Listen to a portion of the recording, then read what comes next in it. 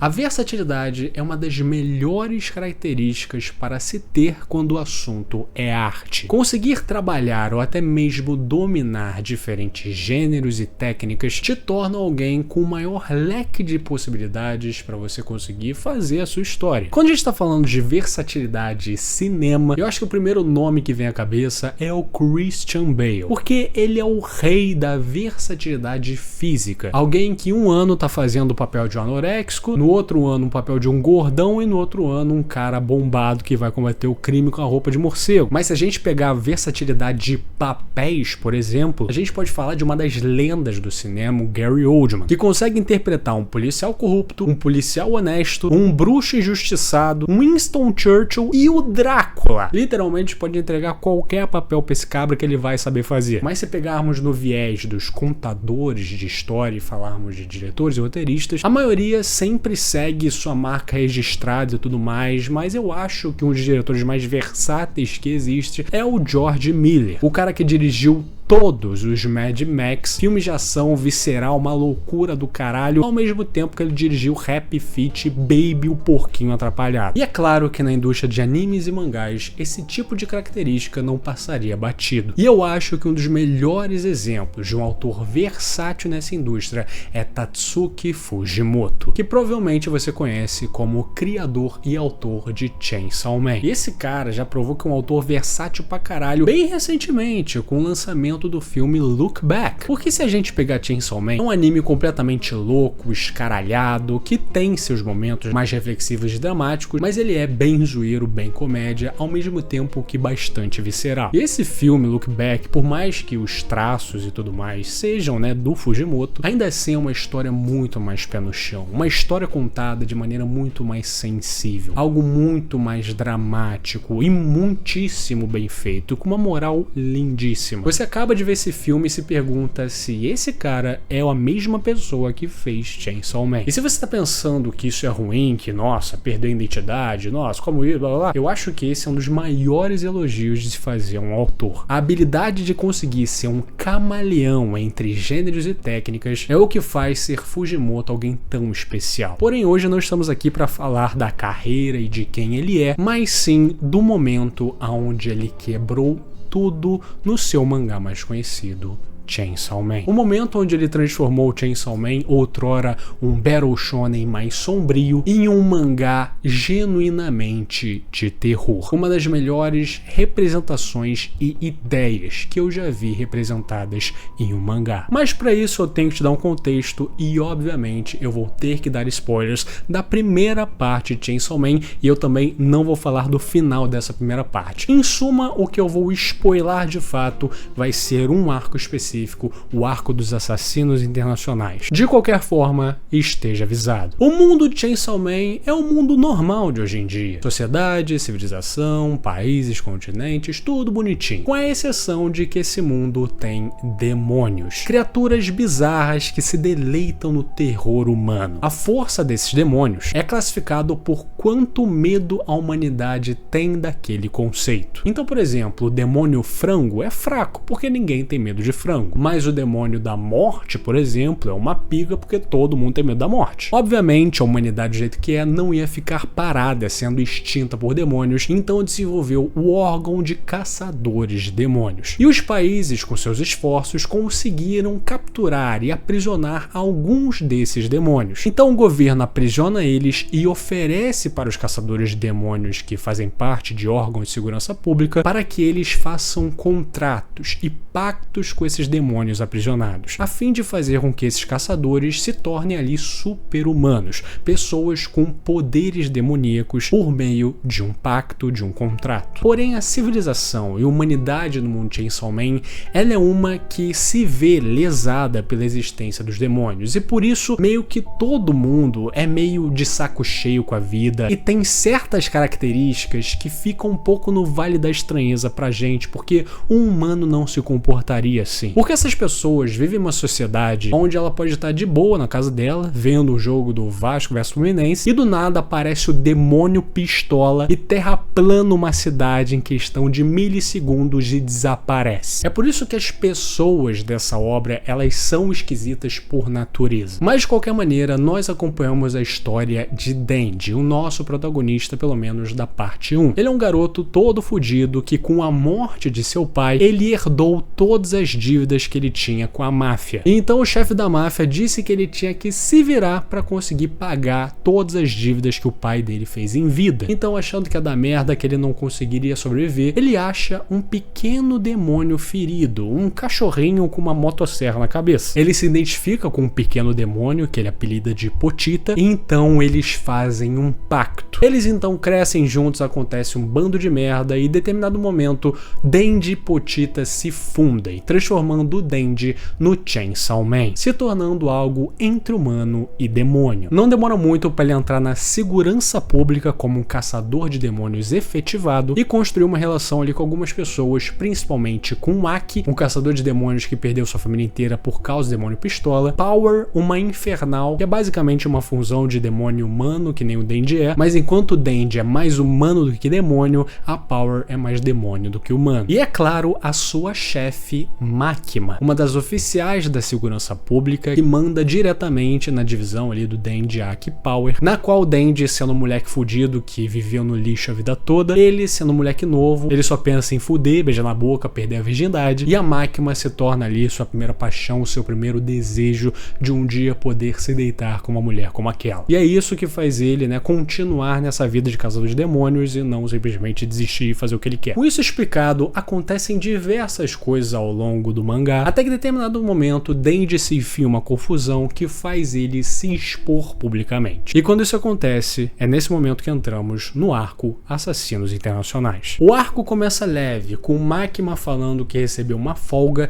e ela quer fazer uma viagem pra praia. Então convida seu time e Denji e Aki, que são apaixonados pela Makima, ficam todos felizes. Porém, rapidamente eles veem o noticiário e a notícia do demônio da motosserra começa a se espalhar, com as pessoas perguntando se ele é um aliado, se ele é um inimigo e principalmente mostrando que esse cara está no Japão. Graças à mídia, o mundo todo agora sabe que o Denji está no Japão. Os Estados Unidos e a China com certeza vão querer ter ele. Aqueles como Denji, que não são demônios e nem infernais, são incrivelmente valiosos. O mundo Chainsaw Man é bem cru em representar essas relações políticas, aonde para manter a supremacia, os países não têm mais tanto tesão em bomba atômica, coisa do tipo, mas sim em ter o poderio de demônios junto deles. Por causa disso, Makima diz que a viagem está adiada, com Denji não acreditando. A partir de agora, assassinos do mundo todo virão até aqui para te matar. Considere-se sem liberdade por tempo indeterminado. E então nós começamos a ver exatamente isso. Vários assassinos ao redor do mundo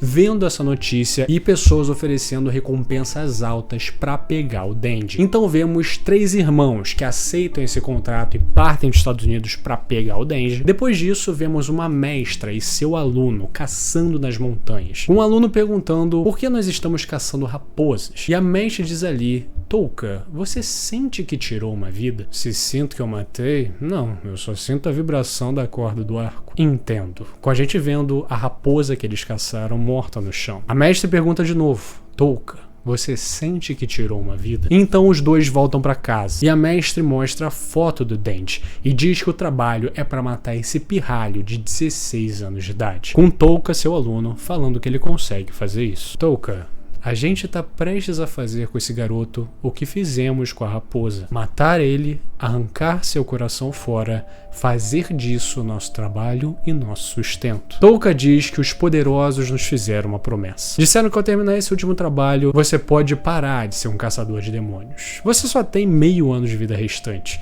Eu quero que você viva esse resto em paz. Depois disso, vamos pra China, com uma mulher deitada com várias outras mulheres e um cara chegando lá dizendo que tem um serviço. Vá para o Japão e capture esse garoto da serra. O cara diz que esse trabalho vai ser o mais perigoso. O general diz que vai conceder estender qualquer coisa ao nosso alcance. E ela aceita. Depois disso, vamos para a Alemanha, com outra pessoa falando com outro desses figurões, falando sobre o demônio da motosserra e sobre o trabalho. E ele perguntando: que recompensa você quer? Quero adotar 4 criancinhas bonitas. O gênero delas não importa. Para qual propósito? 3 para uso de contratos e 1 para prazer. É claro que com a movimentação desses assassinos, a segurança pública ia fazer com que o Dandy ficasse bem protegido e ele designa esses figurões caçadores de demônios para ficar junto com eles. Então, em uma lanchonete, nós vemos aquela mestre, né? Aquela mestre do Touka passando por Power e Dandy enquanto eles estão comendo. Nós vemos uma espécie de prego ensanguentado e Touka, que tá nessa lanchonete,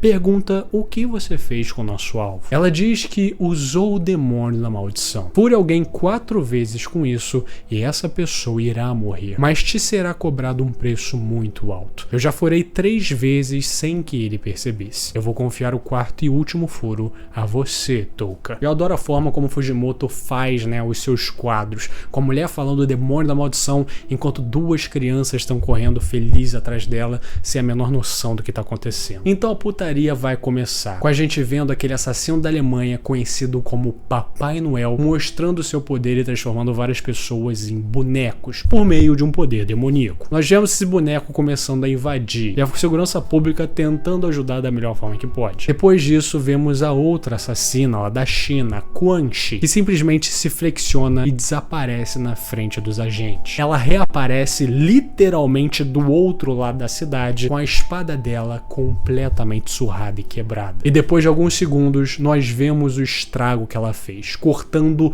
todos que ela viu no caminho, desde humanos até mesmo os bonecos do Papai Noel. E obviamente que é questão de tempo até esse vulto chegar até onde o Dandy e a galera estão. Porém a confusão é parada momentaneamente quando o Kishibe, o mestre ali do Dandy da Power, chega para conversar com a Quan Chi porque eles dois já foram parceiros um dia e eles aceitam ali conversar. Porém a conversa não dá muito certo, a Quan Chi isola o Kishibe e é muito bom esse quadro vendo a expressão dos dois, completamente indiferentes com tudo isso, como se isso para eles fosse beber água, comer uma comida. Porém, quando a confusão tá acontecendo, Dandy acidentalmente pisa naquele prego do demônio da maldição. E então ele aparece, matando o Dandy completamente. Touka segura o Dandy ali e fala para guardar a conversa para depois. A gente deveria se apressar e levar ele daqui. Com a sua mestre não falando nada. Não há razão para mover esse corpo. Pegue o humano que você quer transformar em um boneco, então você infunde emoções que somente humanos podem ter: respeito,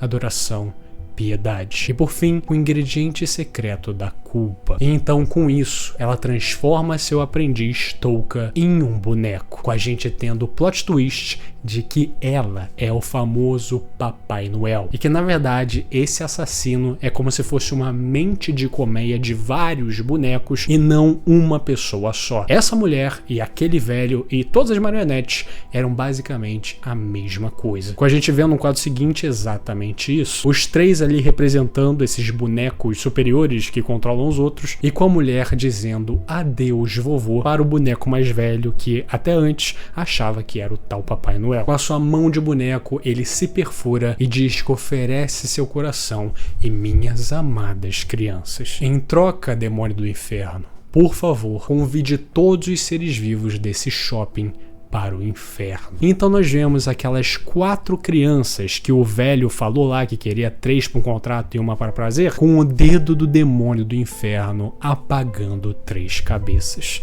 Essas eram a 3 para os contratos. Então a mão do demônio do inferno começa a pairar sobre o shopping. A mão se fecha em um dos quadros que eu acho um dos mais bonitos do Fujimoto e também mais metafóricos, com a mão sendo transportada para outra dimensão, enquanto formigas vão para cima no que parece uma mão podre, né? E todos que estavam naquele shopping, Dandy, Quan Chi, Aki, todo mundo acorda no inferno. Uma das representações mais únicas que eu já vi, florido ao mesmo tempo que rodeado de portas, como se fosse uma pegada Monstros S.A. Por si só, isso já é uma das maiores quebras que você pode ver em um mangá. A gente tava esperando que esse arco fosse um arco que iria seguir pelo menos um pouco da estrutura dos Battle Shonens. E Fujimoto faz isso propositalmente, com uma máquina dizendo agora tu vai ter que lidar com vários assassinos internacionais. A gente já pensa naquele modelo do Denji tendo que lutar com vários assassinos em sequência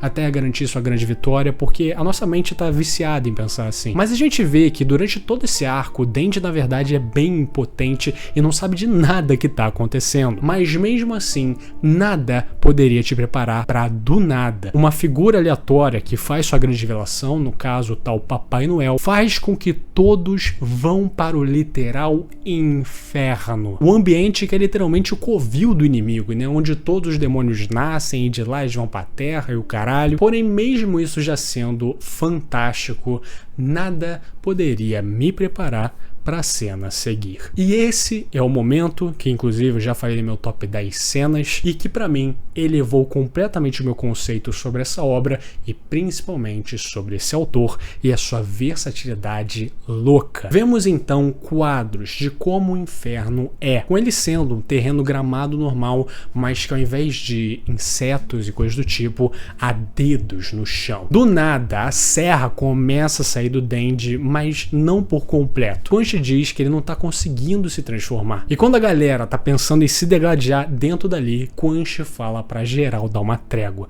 Algo de errado tá acontecendo com os infernais. Então Aki pergunta pro anjo, que é um dos infernais, se ele sabe que lugar é esse. Já era pra nós. Esse é o inferno. O cheiro do inferno. É difícil acreditar, mas nós fomos invocados por um demônio para o próprio inferno. Então uma das infernais da Quanchi diz que eles estão sendo observados. Nós estamos sendo observados por um demônio muito perigoso. Bem longe daqui. Demônios muito, mas muito mais perigosos que o demônio das armas de fogo. Demônios com nomes de medos primários estão nos observando. Eles são muito mais assustadores. Demônios que nunca experienciaram a morte. No momento que chamarmos a atenção deles, vamos morrer. Então outra infernal da Quanchi pergunta pra ela se ela tem permissão para se matar. Só essa construção de tensão e mudança completa de atmosfera é uma coisa extremamente bem feita. Você sai da confusão extrema que estava sendo aquela batalha no shopping e do nada coloca os personagens mais importantes da trama todos em um mesmo lugar, em uma dimensão onde a gente tem medo de fato que todos eles vão morrer. Não tem como fugir. E para continuar com isso, todos os infernais sentem que está vindo, já está a caminho. Está aqui, com a gente vendo uma daquelas milhares de portas no teto começando a se abrir. Ela se abre e uma gosma preta cai, o demônio da escuridão. Aquela mancha preta se torna uma silhueta de algo mais sinistro, com a galera ainda confiante que consegue levar essa pessoa na porrada, mas os infernais e o próprio Denji não conseguem se mover. Então do nada nós vemos um astronauta rezando. Então nós vemos um dos quadros mais animais de todos os tempos que eu já vi em um mangá, sinceramente. O demônio da escuridão escondendo sua forma completa no escuro e diante dele, como se fizesse um tapete vermelho, astronautas cortados ao meio rezando. Toda essa parte aqui do inferno e tudo mais, ela é extremamente metafórica e tem 1 bilhão de simbolismos e que ela é propositalmente ambígua. Não há muito uma resposta certa para falar o que é e o que não é. E eu acho que é isso que deixa essa cena tão especial. Porque se estamos falando do demônio da escuridão,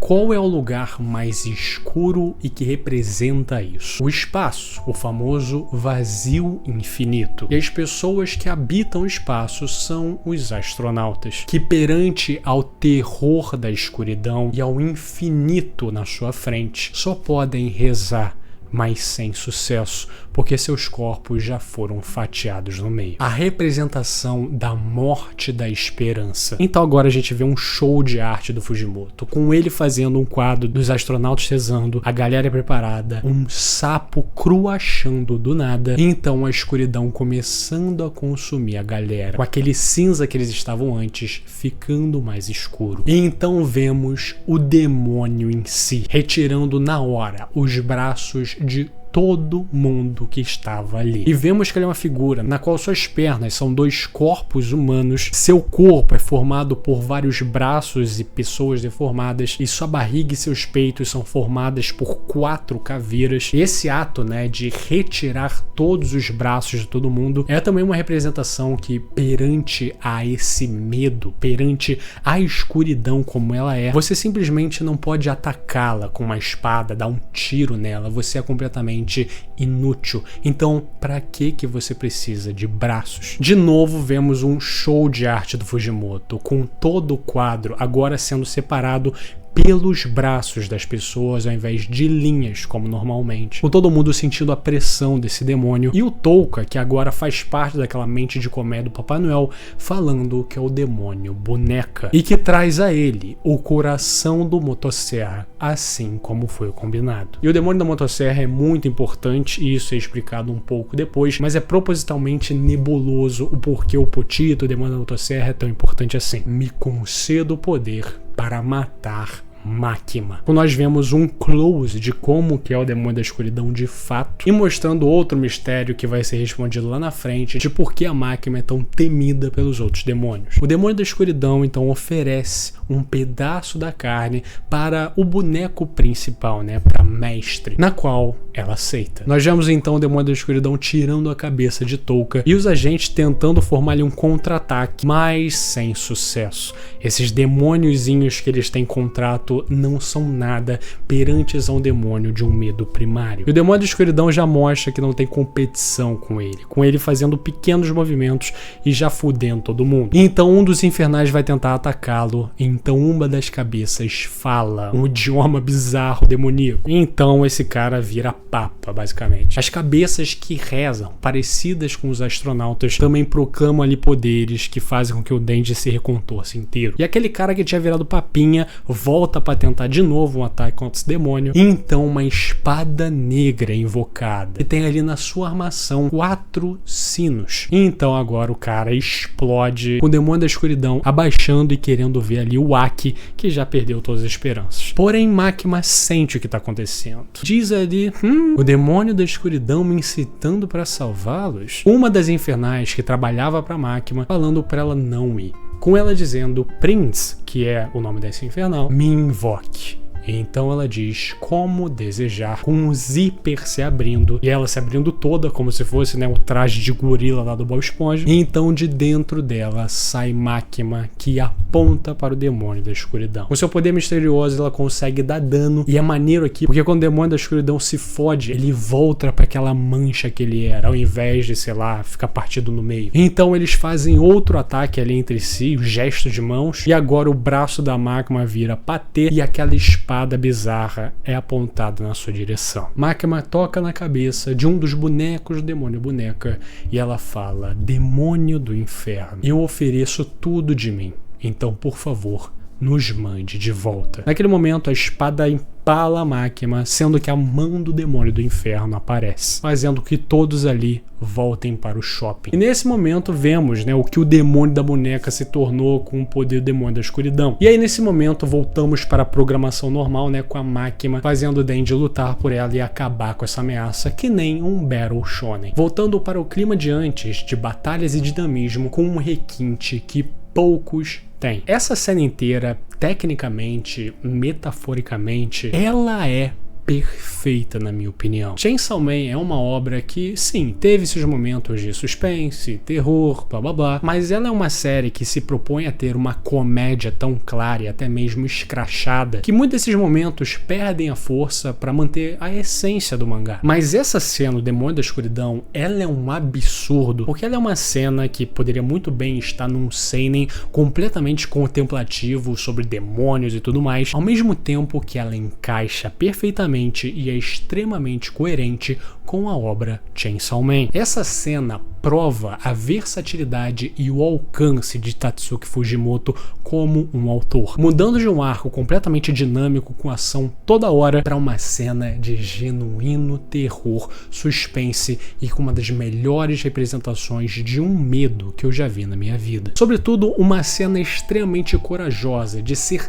tão curta e inserida de maneira tão milimétrica, fazendo a gente ver o que o inferno é, o que os demônios dos medos primários são, ao mesmo tempo que ele não mostra tanto assim e nos deixa no hype de nos ver de novo esse lugar e de ficar ansioso para ver se o Demônio da Escuridão é assim, como vai ser os outros. É tudo muito bem encaixado, é aquele momento que você fala, pô, esse cara pensou em tudo isso antes mesmo de começar a escrever essa obra. E essa cena e esse personagem, o Demônio da Escuridão, ele é propositalmente ambíguo e carregado de simbolismos. Como eu já expliquei, né, o significado da sua apresentação com os astronautas e tudo mais, tem muito mais coisa interessante. Por exemplo, da escuridão você não espera som, você espera o vácuo, você espera aquele silêncio ensurdecedor. Porém, todas as vezes que esse demônio emite som é para mostrar o seu terror. Primeiro nós temos o croachar do sapo, com ele aparecendo logo depois disso, tirando o braço de todo mundo. Depois disso, quando ele vai ser atacado,